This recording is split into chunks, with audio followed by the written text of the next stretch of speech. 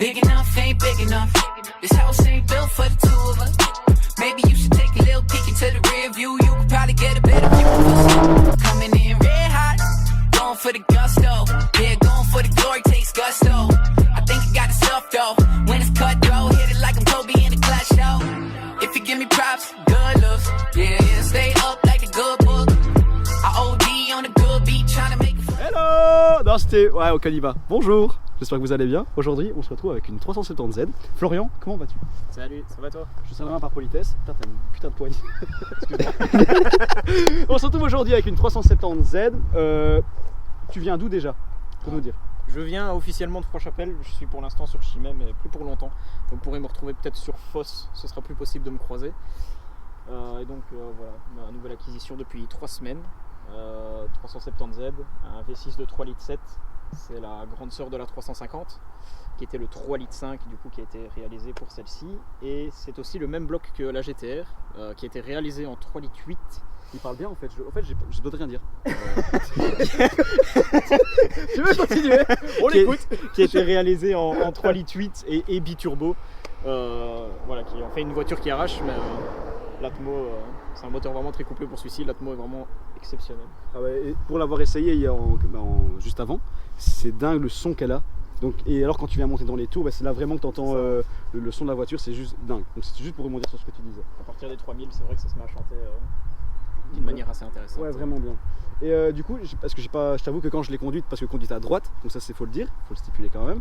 Moi j'étais concentré pour pas la marbrer tout simplement. T'arrives à prendre beaucoup de tours, je suppose, et t'arrives à combien plus ou moins? C'est quoi Je vais chercher les jusque 7000, c'est intéressant. Tu peux les 7005. En vérité, c'est vraiment aller chercher la seconde là qui ne sert pas à grand chose parce que tu perds un peu de coupe.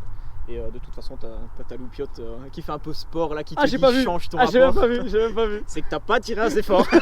Oui, je suis prudent. Donc prêtez-moi vos voitures les gars, prêtez-moi vos voitures. Aucun souci. Je peux montrer quelques défauts qu'il m'a fait, mais... Non, je vous promets. Alors ce qui est important de dire, donc elle est blanche à la base. C'est ça. Toi quand tu l'as acheté, elle avait déjà ce covering là. Le covering était déjà préinstallé dessus. Ouais, et ce qui est aussi important de le dire, c'est que tu l'as acheté un pilote. C'est ça. C'était son véhicule de sponsor, donc la voiture n'a pas été marbrée sur circuit. Ok. C'était son véhicule de sponsor, elle a juste servi à des baptêmes de glisse, mais sur le circuit à Liège. Je vois pas le... C'est un circuit de glisse, tu sais, où ils arrosent vraiment. Oui, et donc tu t'habilles pas tes pneus et que c'est pour ça. C'est ça, c'est vraiment créé pour la formation, de glisse. Maîtrise du volant. Voilà, merci. On pourrait pu le dire il y a littéralement 10 secondes. Laisse parler. Non mais c'est tellement bien que voilà quoi. Ben voilà, donc le véhicule n'a été utilisé que là-dessus. Et si une fois circuit sur neige, fondu mais neige. Je vais me faire graille par un crocodile volant. Sinon, genre vraiment il y a eu un truc. Sinon c'est un véhicule sain et pas marbré. Non et ce qui était dingue c'était quand tu rétrogrades ou tu passes ta vitesse, tu as le... moi j'appelle ça le talon pointe automatique, je pense qu'ils appellent ça le S-Mode, c'est un mode sur la boîte qui fait l'équivalent d'un talon pointe automatique, donc il fait monter le véhicule dans les tours, rétrograde la vitesse, c'est juste en sachant que c'est une boîte manuelle et ça soulage du coup l'embrayage et ça te permet de ne pas avoir le ralenti moteur au moment où ton embrayage reprend, tu peux partir directement. Quand tu cherchais ce modèle là, c'était vraiment le modèle que tu voulais acheter, genre t'es parti sur une 370Z, c'était un peu ton rêve. 370Z boîte auto, c'est boîte méca, c'est tout ce que je voulais. Et gauche ou droite, ça n'avait pas d'importance. Et donc, pardon, excuse-moi. Ça la rend plus spécifique à droite, mais ça n'avait pas d'importance au moment de l'achat. Et ça c'est important, mais je pense d'en parler, on n'a pas encore eu l'occasion de le dire. Comment ça se passe quand tu passes de gauche à droite? Est-ce que vraiment t'as eu des frayeurs, des peurs, des accrochages? La première fois que je suis monté dedans, j'ai été la voir, j'ai pas eu l'occasion de l'essayer sans expérience, je comprends le mec, l'ancien proprio, de pas me l'avoir laissé essayer. T'es inquiet les 10 premières minutes parce que tu penses que tu vas tout mélanger. Il y a même des gens qui sont capables de te dire que les pédales sont inversées, donc embrayage à droite, accélérateur à gauche, c'est pas le cas. Donc ton cerveau, et pour l'avoir essayé, tu peux le dire, le cerveau fait le switch tout seul. C'est facile. Tu sais toujours que la première est à l'emplacement de la première. Et comme tu l'as dit, c'est le passager qui tire le frein à main quand il faut partir. Parce que, et on le montrera quand on sera à l'intérieur, c'est fou, mais le frein à main est mis du côté gauche en fait. et pas du côté droit. Donc ça on montrera quand on sera à l'intérieur. Ça n'a pas de sens, ça permet potentiellement de toucher la cuisse des gens qui sont assis à côté de vous. C'est une voiture pour draguer en fait, c'est exactement ça. Je vais donc te draguer. Avec grand plaisir. Il y a bien un truc que je voulais dire, c'est donc on a parlé de la sonorité, et qu'est-ce qui a été fait au niveau de la ligne alors? Au niveau de la ligne, on a juste retiré on peut même aller derrière, on peut le voir. La grande marmite, donc c'est vraiment la marmite finale avec les deux sorties d'origine. Il n'y a que ça qui manque, les intermédiaires et les katas sont toujours là, c'est toujours ceux d'origine. Avec le petit embout bleuté. C'est ça, oui, c'est beau.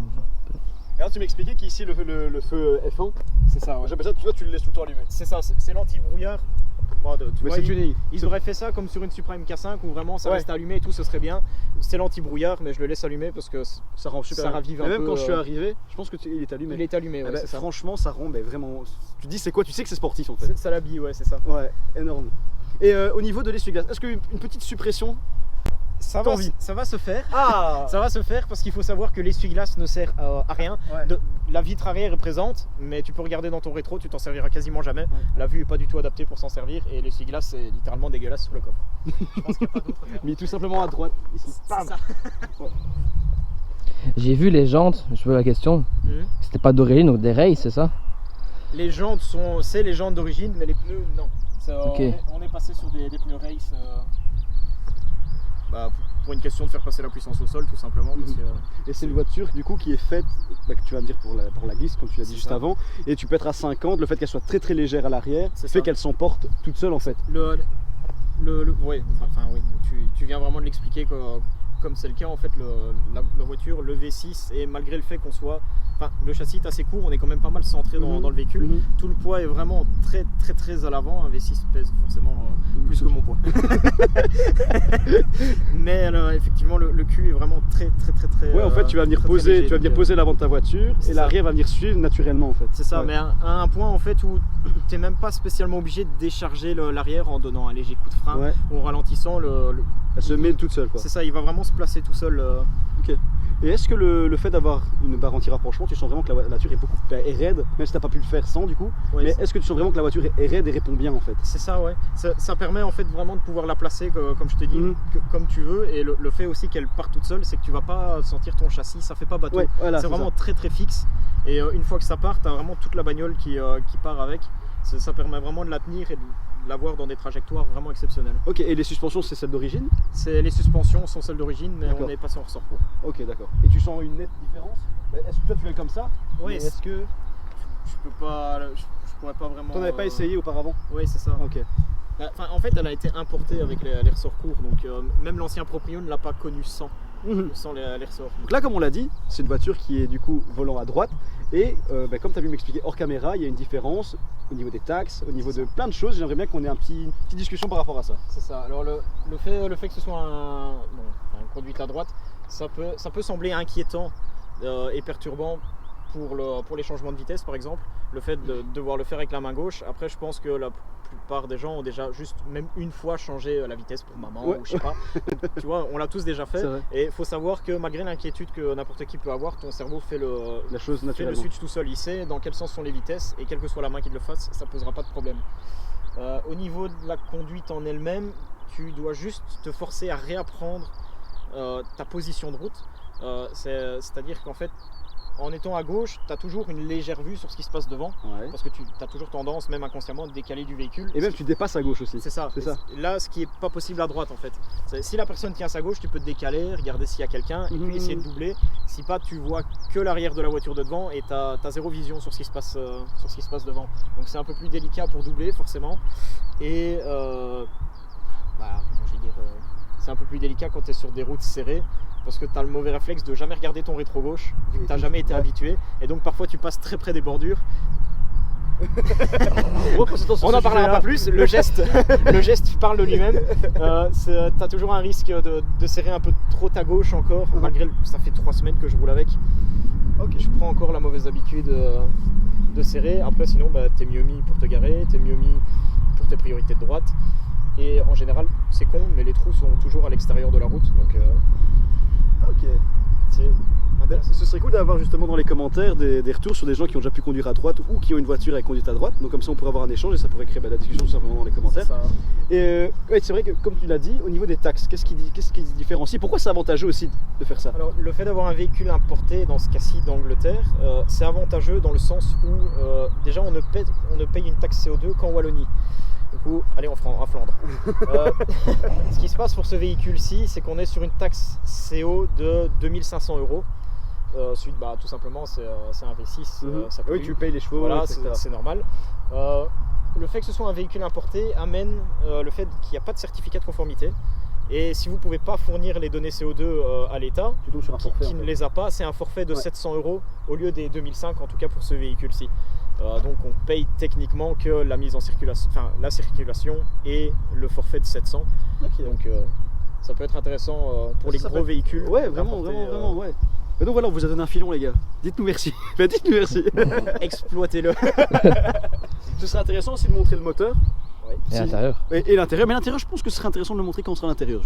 Parce que l'essai routier, je pense, mérite d'être fait et d'être vécu. Hop. Tac, tac, tac. Et tu sais c'est quoi la couleur de la voiture, le nom de ce blanc là? Je pense que c'est juste un blanc nacré. Blanc nacré, ok. Ah, il fait encore chaud. Si vous avez froid. Hop là. Je peux du coup rebondir sur le fait qu'on parle de la chaleur. C'est un moteur. Son seul défaut réel, malgré le fait qu'il soit extrêmement fiable, c'est que c'est un moteur qui chauffe extrêmement fort. D'accord. Du coup, pour celui-ci, il y a eu une installation d'un radiateur Mishimoto, un radiateur d'huile. Vous savez qu'il y avait quelque chose. C'est ça, oui. Il y a les deux grosses urites qui passent devant. Justement parce que c'est un moteur qui a tendance à chauffer et en le travaillant vraiment, tu peux monter sur une température d'huile qui avoisine les 130 degrés. Ah oui, et ok. Donc, ça commence à moins bien lubrifier. Donc le radiateur est, je vais dire, presque indispensable pour une légère question de fiabilité. Ce qui va juste amener en fait qu'en hiver ton huile passera jamais au-dessus des 80 degrés si tu ne travailles pas la voiture. Et tu arrives du coup, si nous ce sera 130 si tu n'avais pas fait cette modification là, et tu arrives à te maintenir à combien maintenant? Pour l'instant, la manière dont je l'ai travaillé, je varie entre 100 et 110 si vraiment, je lui demande. En Allemagne. Ce qui est encore correct. Mais voilà, sinon c'est un moteur qui a tendance à chauffer un petit peu. Ok. Et on dit souvent que cette voiture-ci c'est la petite sœur de la GTR. C'est ça. Et donc est-ce que bien sûr ce serait un objectif pour toi d'acquérir après une GTR ou pas?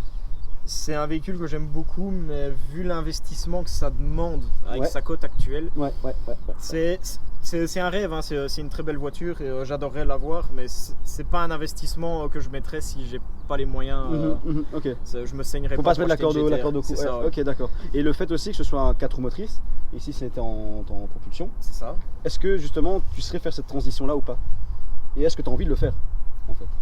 Parce que tu étais chez BM aussi avant. C'est ça. Voilà, c'est une philosophie aussi donc. En vie, ça pourrait être intéressant. J'ai jamais roulé dans une 4 roues motrices, donc c'est sûr que. Je vais pas dire que ça arrache plus, mais la tenue de route est techniquement plus intéressante. Après, de là à avoir envie d'acheter spécialement parce que c'est une 4 roues motrices, vu que je peux pas faire de comparaison, ce serait pas un... Mais donc la porte n'est pas fermée, mais... C'est ça. Voilà, ok, why not? C'est ça. Ok.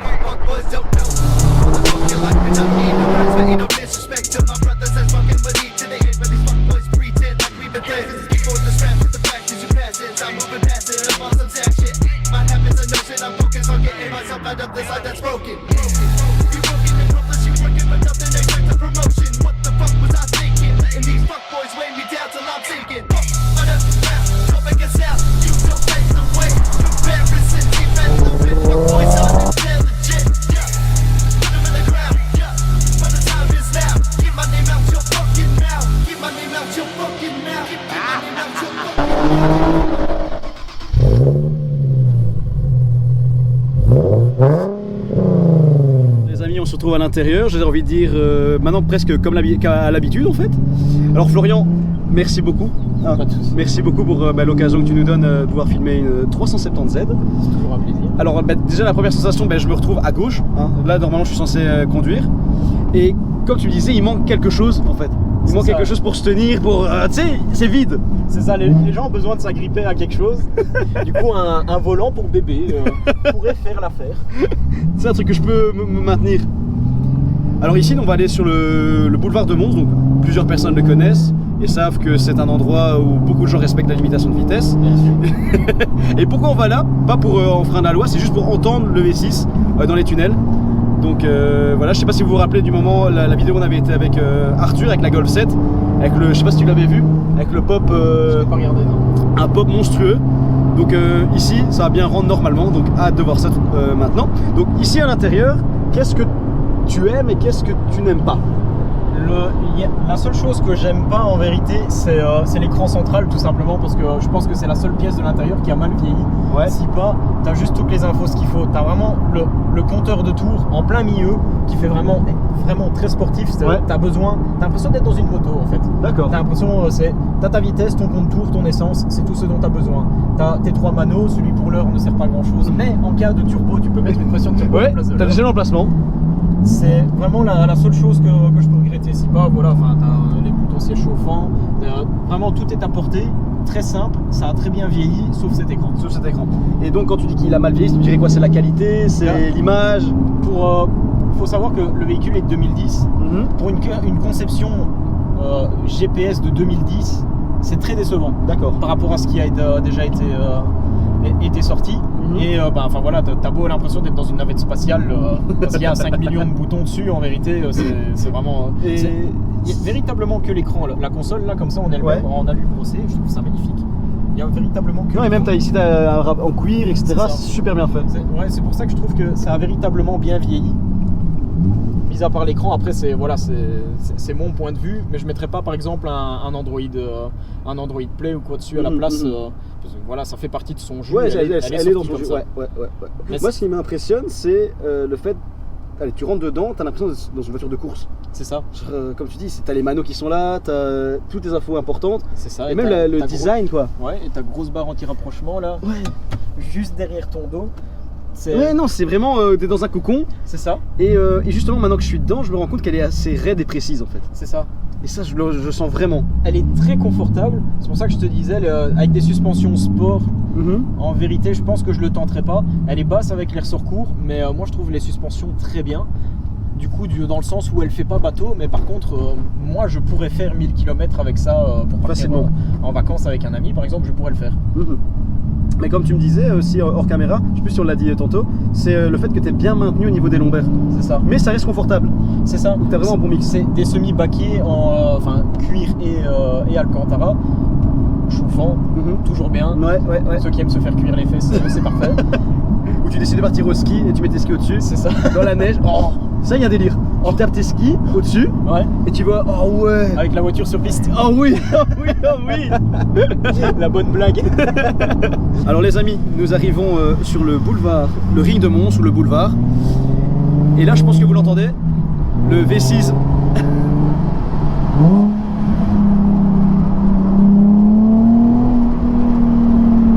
« 330, t'es des chevaux, hein. 335. 335.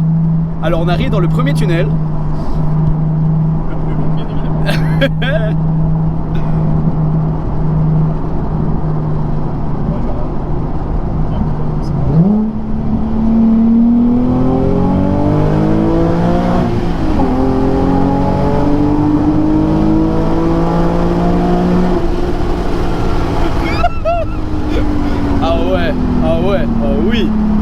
Et ça freine bien, hein. Les freins sont bien. Wow. J'ai un disque volé malheureusement. Mais non mais ça marche bien. Et c'est très linéaire, hein. Ouais, c'est ça. Et tu sens que ça monte. En fait, on dirait une moto. C'est ça. Ça s'arrête jamais. À 3005, t'es parti. 3000, 3005.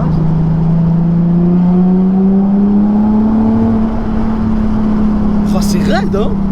Oh. C'est incroyable. Tu sais, je te présente la voiture. et j'ai l'impression de la redécouvrir à chaque fois que je la roule. Ça c'est génial. C'est pour ça que j'adore aussi faire les tours aux gens, c'est vraiment Et voir leur réaction aussi. C'est ça, tu kiffes autant que... C'est ta voiture, tu la roules pour venir au rasso. Mais rien de faire kiffer aux gens, ça te fait aussi plaisir. C'est ça en fait, tu redécouvres la voiture et le kiff de la rouler avec les gens. Et j'ai un petit radar. Ce qui est intéressant ici, c'est que c'est un moteur, bon, c'est un moteur déjà très équilibré. Tu as 335 chevaux, tu as quelque chose comme 330 Nm de couple. Donc c'est déjà un véhicule qui est très bien équilibré et qui a techniquement le couple d'un mazout classique de 150-200 chevaux d'aujourd'hui. Exact. Ce qui fait que là, je suis à 50 en 5e. Ça se roule, ça permet d'être éco, ça se roule tranquille et mine de rien, tu vois. Ouais, ça va être assez bleu. Et... Ah à patiner, fais pas de n'importe où. C'est génial. Et niveau conso, justement, t'es à combien? Alors, tranquille et sportif? En roulant tranquille, moi comme un papy, le Creuse, tout le long de mon trajet, je peux tomber sur 10 litres 8, 10 litres 8, 10 litres 9, ce qui pour un V6 c'est largement raisonnable. Ouais, clairement. Et jusque là, en tirant dedans, j'ai été chercher 14. En fait, je pensais que tu aurais une plus grosse différence quand même. Hein. J'aurais cru aussi, mais c'est ça l'avantage de ce bloc qui est vraiment très coupleux. C'est que t'as le couple. Pardon, t'as le couple d'un diesel, techniquement. Ouais. Et donc. Comme tu dis, t'es en 5e, où t'appuies directement, elle part. Hein. C'est ça. Et du coup, ça te permet vraiment, malgré le fait de faire une voiture de plaisir pour le week-end, je peux quand même faire 550 km avec un plein en moyenne. Okay. C'est un plein de 70 litres, donc ça pique un peu, mais. Ouais, mais bon, après, t'as le plaisir, t'as tout le reste. Ça, quoi. Ouais.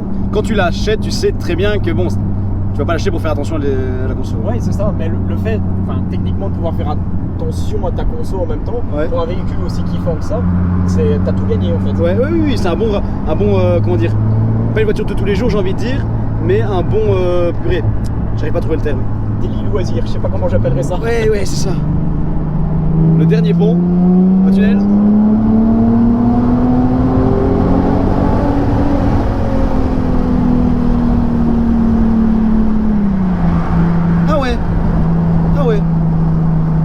Fallait pas casser l'accélération. Ouais.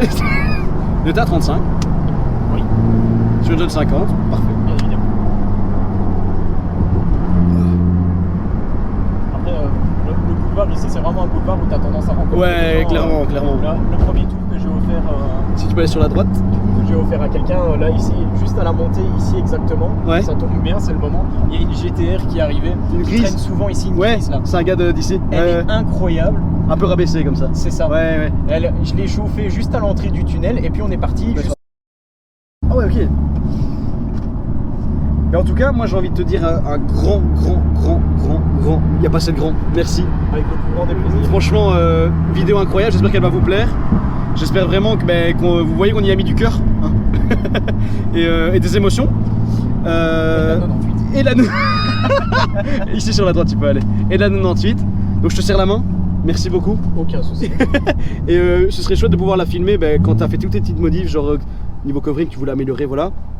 Donc d'ailleurs, ce serait chouette que si tu as un Insta où on peut te suivre. C'est 372, je dois avoir un sticker, mais tout va arriver. De toute façon, on le mettra en description, comme ça vous pouvez aller les suivre et lui donner de la force. Donc un gros bisou à tout le monde. Mettez des j'aime et des commentaires s'il vous plaît. Parce que grâce à ça, on est référencé et on peut vous sortir de nouvelles vidéos, toutes les plus folles que les autres. Restez connectés. Ciao.